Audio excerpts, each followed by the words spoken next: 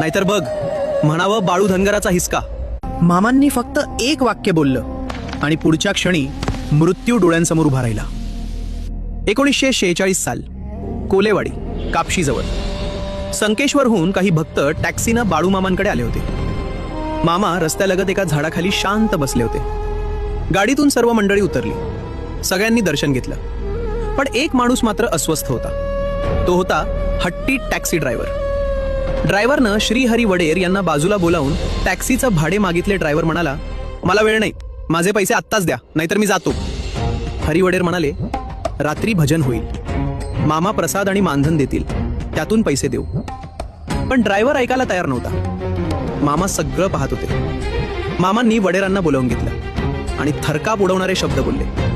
अरे वडेर, तो ड्रायव्हर काय म्हणतोय त्याला आधी त्याची गाडी त्या झाडाखालून दूर बाजूला घ्यायला सांग, नाहीतर बघ म्हणावं बाळू धनगराचा हिसका. हे ऐकताच ड्रायव्हर घाबरला.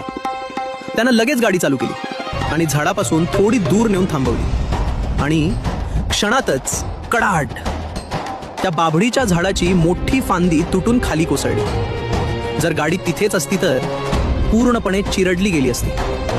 त्यामुळे आपली गाडी मोडून जाण्याचे संकट मामांनी घालविले याची ड्रायव्हरला प्रत्यक्ष प्रचिती आली. मामांची योग्यता त्याला पटली. मामा खरोखर कोण आहेत हे जाणून ड्रायव्हर हादरला, घामाघूम झाला. तो धावत मामांकडे आला. मामांचे पाय धरले. मामा, माझी चूक झाली, मला माफ करा. त्यानं आपण होऊन मामांना अभिवचन दिले. मामा, आपण जेव्हा केव्हा बोलवाल तेव्हा मी माझी गाडी घेऊन येतो. भजनी मंडळींनी बोलावले तरी येईन. तुमच्या पायाची शपथ घेऊन सांगतो की मी भजनी मंडळीकडे कधीही भाडे मागणार नाही. बाळूमामांवर श्रद्धा असेल तर सबस्क्राईब करा आणि व्हिडिओला लाईक करा.